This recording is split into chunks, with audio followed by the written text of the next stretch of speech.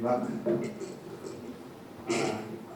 Since nag-graduate ako ng 91, no, 10 years ago pala ako nag-graduate, ng 91. Magdi-disclaimer muna ako dito, Prof.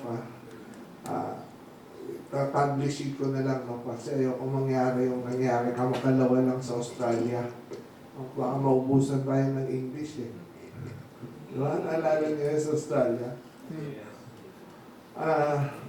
Good afternoon, Director Jeremiah Opiniano of our Research Center for Social Sciences and Education, Assistant Professor Pia Tinidoro of the Research Center for Social Sciences and Education, Assistant Professor Frederick, also known as Professor Barnes Ray,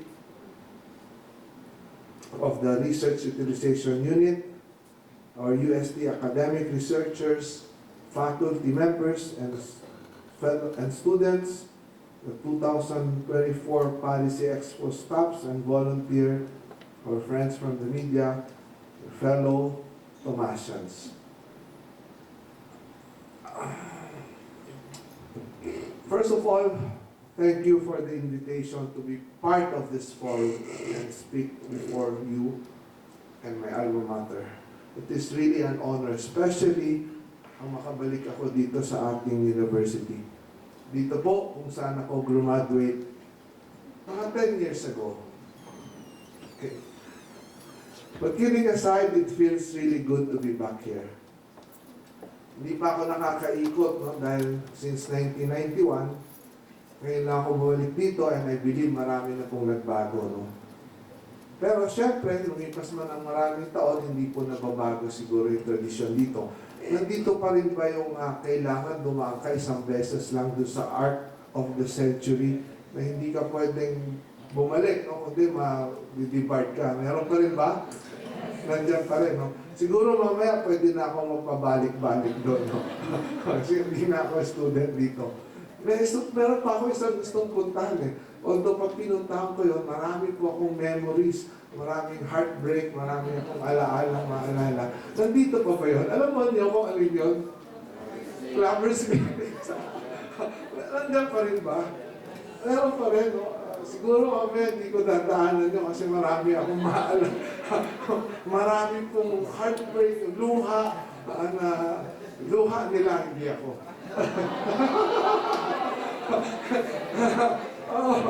Luha nila, hindi luha ko yun. No? So, dadaanan ko po yun mamaya. Alam po ninyo, nung natanggap ko itong invitation na to, hanggang ngayon, nandito na ako, kinakabang pa rin ako. No? Kasi ang feeling ko, para akong pinatawag sa Dean's Office. No?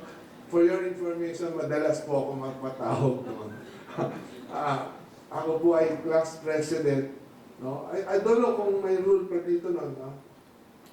Mamay ko ito, class president po ako. Di ba pag 10 minutes wala yung professor, eh, pwede ka nang mag-ano na wala nang pasok. No? Wala nang pasok. Applicable pa ba doon ito ngayon dito? 15 minutes. Dati parang 10-15 minutes. Ang ginagawa ko noon, 5 minutes pa lang, pinauuwi ko na yung mga estudyante. Kaya every year ako yung class president. Kaya every time ginagawa ko, nandun ako sa Dean's Office. Napatawag ako. So, actually, well, kinakabahan pa nga ako ngayon, hanggang ngayon, dahil kahit nandito na ako, ibang-iba po ito, no? Napakarami ko na pong speaking engagement, kahit doon po sa Kongreso, kung mapapanood ko ninyo, doon sa plenary deliberations, madalas po tayo makidebate doon. Pero ngayon po dito, hindi ko alam ba't ako kinakabahan. Maybe because I'm speaking with the best of the best. No? The academe, the professors, expert researchers, and of course, our excellent Thomasians here. No? Siyempre, tayong magagaling. No? Ang feeling ko, para akong nag-thesis defense eh. Well, para maiwasan ko yun, actually may prepared speech, no? Pero hindi ko na po sinusundan dahil alam ko po, no? Mas magagaling kayo sa akin dito. No? So, maiwasan ko yun, papakilala muna ako, although kanina ang haba na po ng pagpapakilala sa akin. Kaya nga po yung nag-introduce sa akin, mamaya sabi ko sa aking staff dito, kausapin mo, pwede ko maging campaign manager yun pagdating ng election. Okay. Okay. So anyway, ako po si Wilbert TV. I graduated 1991 dito po sa College of Commerce, Bachelor's of Science in Commerce, major in Business Ad. Business Ad. Hindi ko alam kung ang courses ngayon, ganun pa rin yung mga pangalan. Kasi iba-iba na, mahaba na. No? Minsan hindi ko na alam kung ano. No? Pero during our time, major in BA ako. Ang building namin parang dito, no? Somewhere here. No? Pero ang commerce noon, kami sa 3rd floor and 4th floor, yung nasa baba, yung 1st and 2nd floor, yung AB. Mas madalas pa akong nasa 1st and 2nd floor kaysa doon po sa floor namin. Doon po sa AB kami nandun. Okay? Doon sa mga hindi nakakaalam, tanong nila lang sa akin kung bakit po ako nandun. Okay? So, I came from Sorsogon. Sabi nga kanina, yung tatay ko, meron pong tindahan doon na ang tawag ay Good Luck Commercial. It's a small sari-sari store, no, general merchandise store, na kung saan pag pumasok ka, marami po ng yung mga lahat ng kailangan ninyo, may kaldero, may rinola, lahat po yun ay makukuha ninyo, no? Pag meron po kayong hinanap doon na wala, pagbalik po ng father ko, kukunin niya, hanapin niya sa Divisoria, pagbalik niyo, sasabihin niya, o yung hinahanap mo, meron na. Dumating sa punto na pati yung kwarto ko, pati yung CR namin, punong-puno ng stock, no? Pero I'm very happy with the grace of God. Yung pong tindahan na yun ng father ko, na 25 lang yung empleyado, ngayon po ito ay mahigit 3,000 na, no? Sana nga madagdagan pa sa mga susunod na taon. Well, ito rin tagumpay na ito sa negosyo, maybe ang nagbigay sa akin or kaya ako nakapag-isip na pumasok po sa politika, no? Yung bang fulfillment kasi kung makita ko na may natutulungan ka mga empleyado at ng kanyang pamilya. At sa tingin natin, itong pagpasok ko sa gobyerno, mas makakatulong po tayo. Sa tingin ko, yung karanasan ko sa pagbibigay ng trabaho ay magagamit ko para po makatulong. Ngayon, hindi lang po sa aming kumpanya, sa aming empleyado, kundi sa bawat isang Pilipino na umasenso at magkaroon ng magandang buhay. Fast forward to 2022, ngayon po ako po ay nagtatrabaho na sa Kongreso. Nasa gobyerno na po ako, ang inaasikaso po natin, hindi na lang yung pangangailangan ng mga empleyado, kundi ang pangangailangan ng sambayanang Pilipino. Tiyak na trabaho, sapat na kita, abot kaya masustansyang pagkain, at mabawasan ang pangamba ng bawat isang Pilipino na pag nagkasakit, walang panggastos, walang pambayad sa ospital, walang pambili ng gamot, apektado yung kita, mauubos yung ipon, mababaon sa utang. Last October 2022, I was also invited po dito, pero speaker po ako sa isang UST webinar, no, organized by the Artlets Student Council. No? Kaya hindi po ako nakapunta, sa ano lang po yun, online. No? To discuss about the topic that is related to the theme assigned to me now, no? Food security. Sa usapin po ng food security o yung pagiging sapat, abot kaya, masustansya ang pagkain sa bansa, malayo-layo pa po ang laban natin. Sabi nga, marami pa tayong kakainin bigas para marating ito. Based on the Economist Food 2021 Global Food Security Index, the Philippines ranked 64 out of the 113 countries in terms of dimensions of food security. For me, lagi ko po itong sinasabi, and this is very important. For me, food security is a national security issue. And if it's a national security issue, it should be, or it should automatically be an expense item. Dapat sa parte po ng ating gobyerno, ng ating pamahalaan, ito po ay pinaglalaanan ng budget taon-taon. Lalo pa usapin ito ng pagkalam ng sikmura ng ating mga kababayan. Kaya nga po natin maglaan ng bilyon o trilyon na pondo para sa kung ano-anong proyekto bakit po hindi natin paglaanan ng pondo ito pong ating food security? Our farmers and fisher folks are our food security soldiers in our war against hunger. It is clear, to attain food security, we should prioritize them. But the reality, the sad reality is, the workers in the agricultural sector, sila po yung pinakamahirap, sila yung pinaka-neglected. They have limited access to good education, vulnerable to physical and economic risk, and carry a lot of financial burden because wala po silang savings. Hindi pa po sila umaani, lubog na sa utang. Ang lumalabas, para lang silang nagtatanim, para lang magbayad ng utang, kulang pa, abonado pa kadalasan. According to the Philippine Statistics Authority, among the 11 basic sectors in the Philippines, farmers and fisher folks residing in rural areas still remain the poorest and receive the lowest income. In 2020, the country's average basic wage and salary paid to agricultural workers decreased to 270 pesos 62 per day, or 1.6% lower than the previous year's level. How in the world can 270 pesos provide food, medicine, education, clothing, shelter, fund for emergency for a family of 4 or 5? No? Paano po magkakasya ito? No?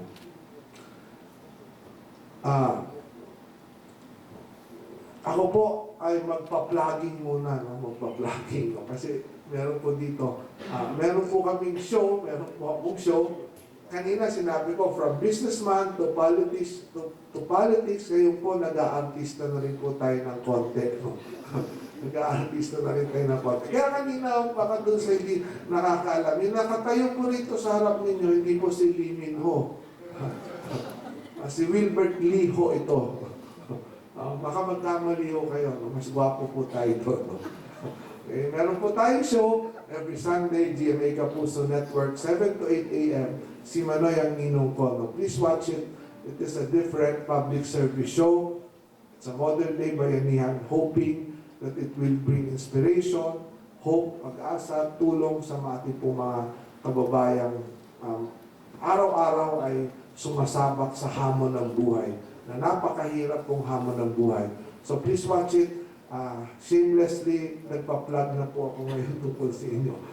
Because ito po yung next topic. No? Last Sunday, doon po sa aming episode ng show, si Manoy ang nino ko, ang na-feature po namin doon ay ang onion farmers po ng Bayambang, Pangasinan. At mga mangingisda sa Orani, Bataan. Sa mga magsasaka ng sibuyas, ilan na po sa kanila, no? 8 na.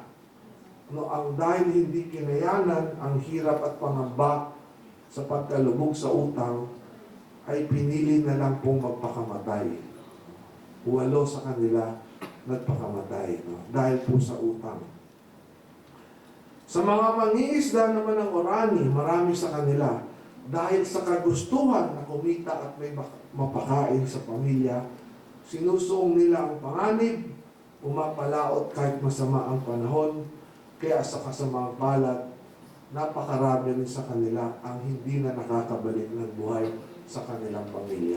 Nakakalungkot po yung ganitong pangyayari sa kagustuhan mong mabuhay, sa kagustuhan mong may pakain sa inyong pamilya, buhay ang kapalit. How can you achieve food security in this situation?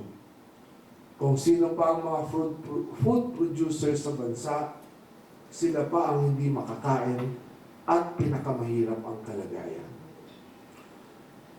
Para pangalagaan ang kanilang kabuhayan at mapataas ang kanilang kita, we are pushing for the following measures in Congress. Number 1, digitalization of the so-called registry system for basic sector in agriculture. Taon-taon po ito ay pinaglalaban ko at pinalalagyan ng pondo. Ito po ang basic listahan ng ating pong mga magsasaka. Napakagulo ng listahan ito dahil ang nandun po karamihan, kung hindi po kaibigan ni Mayor, kaibigan ni Governor, kaibigan ni Congressman. Yung mga totoo pong farmers, totoong magsasaka, totoo pong mga workers sa agriculture, wala po sa listahan. Yan po ang una-una natin ginagawa at una-una natin gustong ayusin. Of course, access to cheaper farm inputs. Napakaraming programa ng ating gobyerno. Marami po tayong binibigay, fertilizer, pesticides, seeds, seedlings, ang daming iba-ibang farm inputs. Pero dumarating po kung kailan tapos na yung taniman, mag-aanihan na. So I would like to point out that we have to give on-time farm inputs to our farmer. Of course, we need more post-harvest facilities. Doon po sa nakita ninyo, last year, napakataas po ng presyo ng sibuyas. Ngayon naman, bagsak ang presyo. Isang malaking kadahilanan po dito, kakulangan sa mga post-harvest facilities. Why? Ang pagtaas po ng presyo ng sibuyas, kawalan ng cold storage. Kailangan po itong i-store ng ating mga magsasaka para pagdating ng peak season ng October, November, and December, nandiyan po yan. Pero ang kadalasan ginagawa, ito po mga traders, bago mag-anihan, lahat po ng cold storage ng mga pribado ay nirerentahan na nila at kinukuha para pagdating po ng anihan ng mga magsasaka, wala nang makuhang cold storage. The government needs to step up and build these cold storages. No? Lahat po ng cold storages natin ngayon, puro po pag-aari ng pribado. Ngayon naman, ang naging problema, yung pong sobrang baba ng sibuyas, sobrang baba ng presyo. Bakit po? Problema naman po sa logistics. Problema, mamaya babalikan ko yung problema din sa agri-value chain. Problema sa logistics, hindi maidala sa ibang lugar, so nabubulok na lang, kaysa mabulok, binibenta ng mas mura. Kaysa itapon, binibenta ng mas mura. Pwera pa yan doon sa naglipa ng online selling ng mga sibuyas, na karamihan ay galing po sa smuggle. No? Ibang storya po yun. No? Of course, gusto po natin ng farm, equipment, and mechanization. Kailangan po i-mechanize natin, i-modernize natin ang ating pong agrikultura. Sa pagkikipagtulungan po natin sa PhilNec or the Philippine Center for Post-Harvest Development and Mechanization, ang kanilang executive director, kinausap po natin ito because taon-taon, napakaraming pera po ang nakalagay dyan. Ang sabi ko po sa kanila, napakalaking kasalanan sa ating pong mga kababayan. Kung may pera ang gobyerno, hindi po maibaba sa taong bayan. So, ako naman ay natutuwa dahil sinunod nila tayo, simula nung ito ay tinuliksa at inusisa ko ng budget hearing. As of today, 99% ang kanilang utilization. Every year, meron po silang 5 billion na nakukuha galing po sa RCEP. No? Galing sa ating Rice Tarification Law, sa RCEP, Rice Competitiveness Enhancement Fund. No? So magagamit po ito, dapat ibaba po ito agad-agaran. Of course, ito yung sinasabi ko kanina, yung problema ng ating mga magsasaka, pagkatapos ng ani, hindi nila alam kung saan dadalhin. That's why we are proposing for the institutionalization of Kadiwa centers and establishments of the Bagsakan centers. Kailangan, pag-ani ng ating mga magsasaka, meron po silang pagdadalhan ng kanilang ani. And this is our version. Next one is our version of the 20 pesos per kilo rice na lahat inaasam natin. Ito po ang tawag natin. We filed the House Bill 9020. We call this the Cheaper Rice Act. Ang layunin lang po nito, number one, siguraduhin na lahat po ng mga magsasaka pag-ani, pagbenta ng palay, ay meron po silang kita. Meron silang kita, pag meron silang kita, automatic tataas po ang production. The average yield per hectare ngayon po ng ating pong palay ay 4 metric tons to 4.6 metric tons. If you look at our Asian neighboring food-producing countries, the average yield is 8 to 10 metric tons. So, doble po. So, pag nasiguro natin silang may kita, siguradong tataas ang production. Kasi sino naman po ang hindi magpupursige na pataasin ang production dahil po may kita. And of course, ang food security natin, dapat po ito nating lakasin. The food security chain should be strengthened through the help of youth and students. Kailangan po natin itong palakasin, kailangan natin hikayatin kayo mga kabataan na pumasok sa agrikultura. Hindi po natin masisisi, napakarami na po ngayon, ayaw na pong pumasok sa agrikultura. Sa aking paglilibot, napakarami pong mga nanay, tatay, ang kinakausap ko, tinatanong ko, nasaan po ang inyong anak? Ang sinasabi sa akin, nandun sa UST, pinag-aaral namin. Pero ang kabilin-bilin na namin, huwag nang bumalik dito sa amin at huwag nang maging pareho namin magsasaka lang. Of course, masisisi ba natin sila? Pag pumasok ka sa magsasaka, sa pagsasaka, hindi ka pa man umaani, lubog ka na sa utang. So, paano po natin ito gagawin? We filed the Agripreneurship Scholarship Program. Nakapaloob po dito, we have, number 1, to make it more exciting for the youth, we have to mechanize, and of course, kailangan po natin gawin itong pagsasaka may kita. Yan po ang pinaka-importante. Meron ba, gusto ba ninyong pumasok sa pagsasaka kung wala naman kayong kikitain? Wala. Hindi pa sumisikat yung araw. Tirik na yung araw, nandun ka na sa sakahan. Pero lubog na yung araw, tsaka kaalis. Pagkatapos, hindi ka pa umaani, lubog ka na sa utang. Now, let me ask you this. Meron bang gusto sa inyong pumasok dyan? Wala. That's why, dito po sa ating bill, ang Agripreneurship Scholarship Program, gusto natin hikayatin ang ating pong mga kabataan. And of course, the Anti-Agri-Smuggling Act Amendment. Nung nakaraang Kongreso, it is my party list, it is our party list who filed this bill, and it is our party list, siya po ang principal author po nito. But unfortunately, nakalimutan po nila isama yung kaparusahan doon po sa mga hoarders, price manipulators, and kasabwat sa gobyerno. Lagi po nating naririnig, may mga napakaraming kinakasuhan, pero wala namang napaparusahan. The main reason is dahil po dito sa mga kasabwat sa gobyerno. That's why in this Congress, we immediately filed an amendment to this bill para po maparusahan po itong mga kasabwat sa gobyerno. Yan po ang isang napakahalagang, ito po ay pumasa na sa Kongreso, pumasa na sa Senado, nasa bicameral committee na po ito para pag-usapan yung different provision, yung differing provisions po ng dalawang bill. And last but not the least, yung isa po nating House Bill number 3490, ito po ay naging batas na ngayon.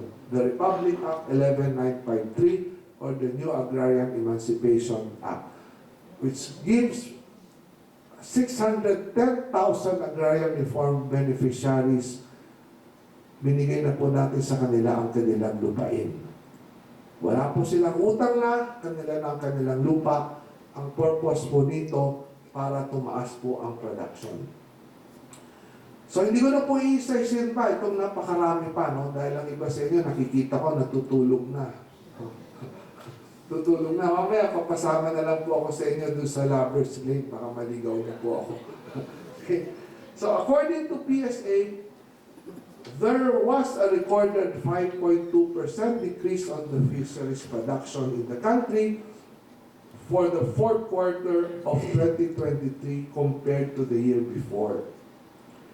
The government should implement existing laws and regulations that would deter illegal fishing activities and the encroachment of commercial fishing vessels into municipal water. Kanina po, si Secretary Borge, pinag-usapan yung climate change. I was asking him, meron bang koneksyon yung pagbaba ng ating fish stocks sa climate change? And he was telling me, meron. Dahil bumababa o tumataas ang temperatura ng ating tubig, yung mga ibang isda umaalis or kaya hindi po nangingitlog. No?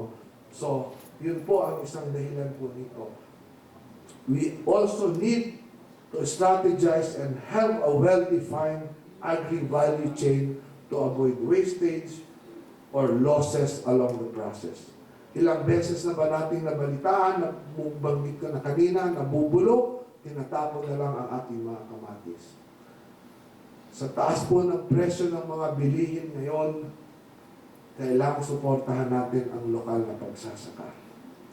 Kapag naipataas natin ang local production, mas bababa ang importation dependence, hindi tayo pwedeng umasa lang sa export policies ng ibang bansa dahil anytime pwede itong magbago at maiwan tayo na kanalan. Kapag pinalakas natin ang ating local production, mas kontrolado natin ang inflation. Mas marami lang mabibili ang ating mga consumers gamit ang anumang pera na meron sila na sa ngayon ay kahit anong pagtitipid ay hirap na hirap pagkasyahin. Malinaw po na para maabot ang food security, dapat po natin isulong ang job security ng ating health workers, ng ating agri-workers, pati na ang lahat ng ating kababayan. Isingit ko lang, yung ating pong budget for this year, ng inilaan para po dito, ang lagi ko pong pinu-point out, yung pong budget sa pre-harvest facilities and post-harvest facilities, napakalayo po ng diferensya. 60 billion plus for pre-harvest, 15 billion for, 60 billion plus for pre-harvest, 15 billion for post-harvest. Tanim tayo ng tanim, pagkatapos hindi po natin alam kung anong gagawin. So, kailangan po natin itong balansahin. Kasunod po ng pagkain, no? Gusto kong isingit ito because alam ko, concern po natin ito lahat. Sa pag-iikot ko sa buong Pilipinas, isa lang po ang hinaing na naririnig ko lagi sa ating mga kababayan. Maaring hindi pa po kayo concerned dito, hindi pa dito ito nararamdaman, pero ito po yung pangamba at takot ng ating mga kababayan, nabanggit ko na kanina, na pagdating po sa usapin ng kalusugan, pag nagkasakit, walang pambayad sa ospital, walang pambili ng gamot, apektado yung kita, ubos ang ipon, mababaw sa utang. Yan po ang akin pong nalaman sa aking pag-iikot. Napakarami ko pong example dito, hindi ko na po ito ibibigay, no? Hindi ko na sasabihin, kasi ang haba na po ng ating pong kwentuhan. No? Nagmamadali na akong pumunta doon sa Lover's Lane. Okay. Okay. Gusto ko pong maalala ang aking mga nakaraang memories na ito. Dahil po dito sa kalusugan na to, ipinaglaban po natin ang 30% increase sa mga benefits ng PhilHealth across the board. Pero hindi po tayo nagtatapos dyan dahil alam ko napakaraming ibang sakit na kahit po doble, triple, times 5 ang itaas ay kulang pa rin. Maraming sakit, ang gusto po natin ay maging full coverage kasi ito nga po ang isang napakalaking pangamba at takot ng ating mga kababayan. Lahat po siguro dito nakaranas na ng hassle ng pagkakasakit. Ang sabi nga, bawal magkasakit. Hassle magkasakit. Mayaman na babankrupt pag nagkasakit, lalo na po ang ating kababayan mahihirap. Hassle na nga pumasok sa UST Hospital, mas hassle pag pumasok sa public hospital. Nararamdaman po natin lahat yan. Alam po natin yan. Kaya sa panahon ngayon, na mataas lahat ang presyo, bawal magkasakit. No? Kaya dahil pag nagkasakit, automatic dagdag gastos at doon lagi ang pangamba na baka lalong lumaon sa utang. We need quality accessible, affordable, at higit sa lahat, compassionate healthcare service. Ito yung mga bagay na hindi dapat po natin binabaliwala. No? Hindi tayo dapat maging manhid sa Hindi tayo pwede maging manhid sa paglalatag ng polisiya ng bansa. Ito ang dapat natin gawing priority. Nandito na rin lang ako sa UST, no? Siguro napanood ninyo yung isang umikot sa Viber nung siguro mga 2 months ago. Yung isang professor na pinalabas sa klase yung isang estudyante, no? Tapos walang umimik.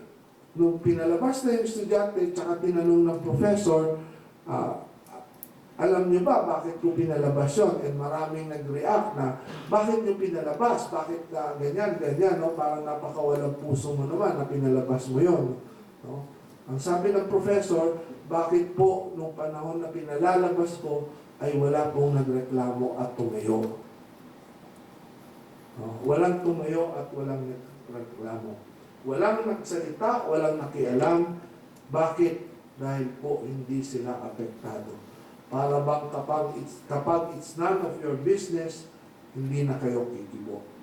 Kapag nangyari ito at nagpatuloy, darating ang panahon na ikaw naman ang makakaranas ng kawalang hustisya. At wala nang ibang tao na magtatanggol o maninindigan kasama mo. Simple lang, ang hustisya dapat ipinaglalaban. Obligasyon natin sa mga malasakit at tumulong sa kapwang inaapi o walang-wala at ipaglaban kung ano ang tama. Mapatrabaho, kita, pagkain, kalusugan, kakabit niyan ang hustisya para sa lahat. Ako po ay isang proud alumnus ng UST. Kahit saan po ako mapunta, sa biyahe ng buhay, noon sa negosyo, ngayon sa public service, at meron pang konting pag-aartista, palagi ko pong gabay ang UST. Ano bang ibig sabihin ng UST para sa akin? Ang para sa akin, ang UST stands for Unity, Stability, and Transformation. Kailangan sa buhay may unity. Sama-sama tayong lahat, tulong-tulong, ambag-ambag, kapit-bisig, bayanihan. Iba ang may pinagsamang lakas at puwersa. Ito ay makakatulong sa pagharap natin sa hamon ng buhay. S for stability, kailangan ang buhay may stability. Safe, secure, firm, but flexible kung kailangan. Strong but soft sa mga puspalad at naghihirap. Compassionate leadership. Predictable, hindi pabago-bago na walang dahilan, hindi palipat-lipat kung saan-saan, hindi nakakalamang, yung sigurado, mapagkakatiwalaan, masasandalan, lalo na sa oras ng kagipitan. T is for transformation. Kailangan ang buhay may transformation. Hindi lang basta change, dapat real or genuine change or responsible or meaningful change. Yung tunay, tapat at totoo na pagbabago, makabuluhan, may saysay, kita, ramdam, may direksyon, may action. Unity, stability, transformation. Kailangan po natin yan sa lahat ng tahanan, kailangan pati sa mga opisina, dito po sa UST mismo, sa pabrika, sa pinagtatrabahuan, sa bawat komunidad, at kailangan ang UST sa buong bansa.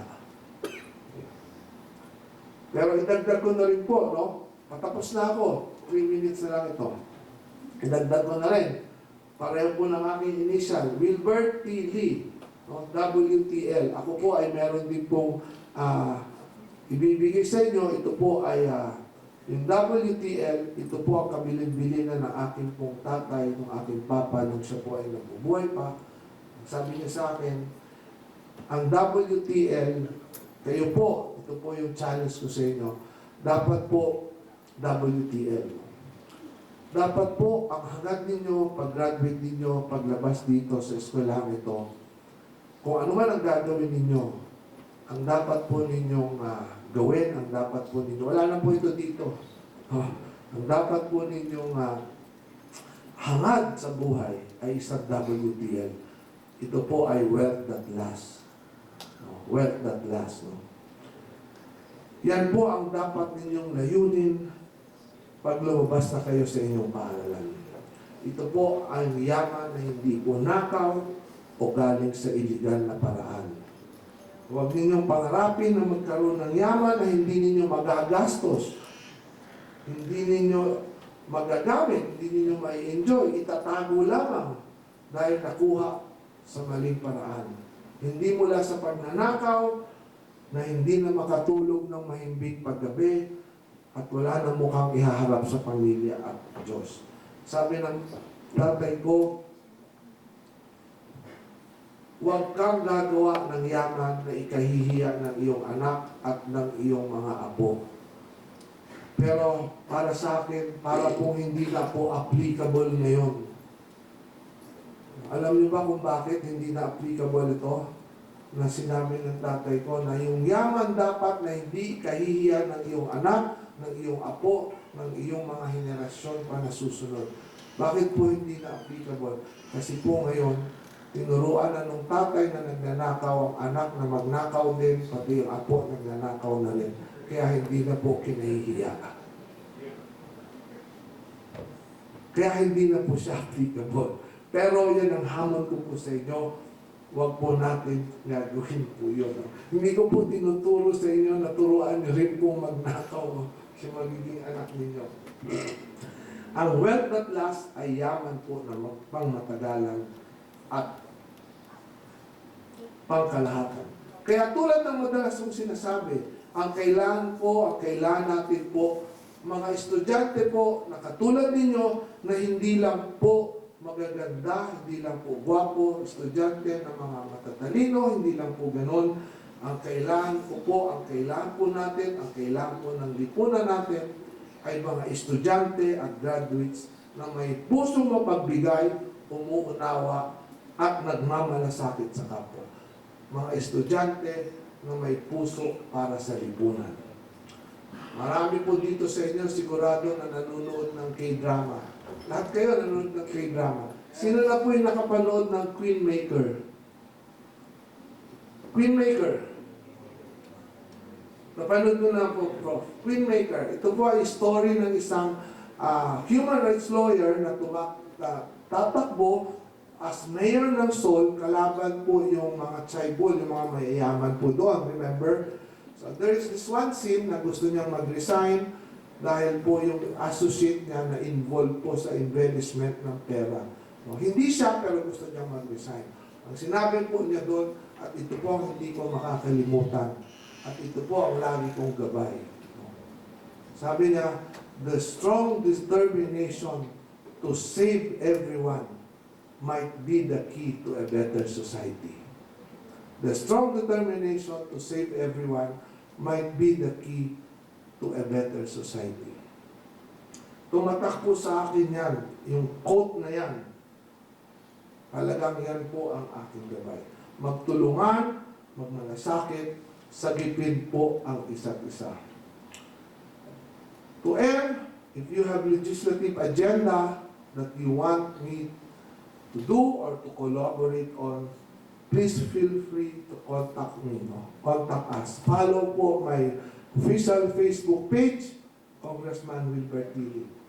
I always seek to create more legislative action to accelerate the growth of agriculture and other sectors. Your ideas and suggestions will be very helpful to me. I would like to thank Professor Barnes, Professor Pia, for their una sa lahat sa pag-ibig sa akin, ang kanila pong sinabi na kung ano yung may tutulong po ng research center. I am very thankful for that. Maraming salamat po sa inyo.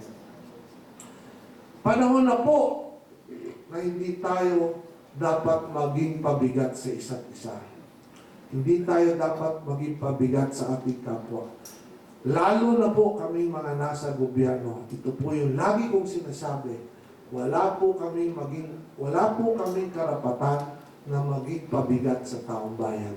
Kami ang dapat na gumagawa ng paraan para gumaan ang pasanin ng bawat isa. Kami ang dapat gumawa ng paraan para mangyari ang gusto po ninyong mangyari. Pero kadalasan, kabaliktaran po ang nangyayari. Kaya yung pangalawang WTL ko po, last na po ito, no? WTL. Ito po yung akin pong pangarap. Ito po ang aking dinadasal. At sa bawat minuto ng aking buhay, ay pinagsisikapan ko na magawa ng paraan para maisakatuparan. At ito rin po ang imbitasyon, ang hamon ko sa inyo. Samahan po ninyo ako. Sama-sama po tayong lahat. Tahakin po natin ang isang landas tungo sa isang lipunan na kung saan winner tayo lahat.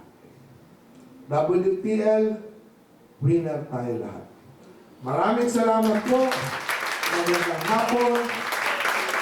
Proud to Master Chief. More power. God bless you all.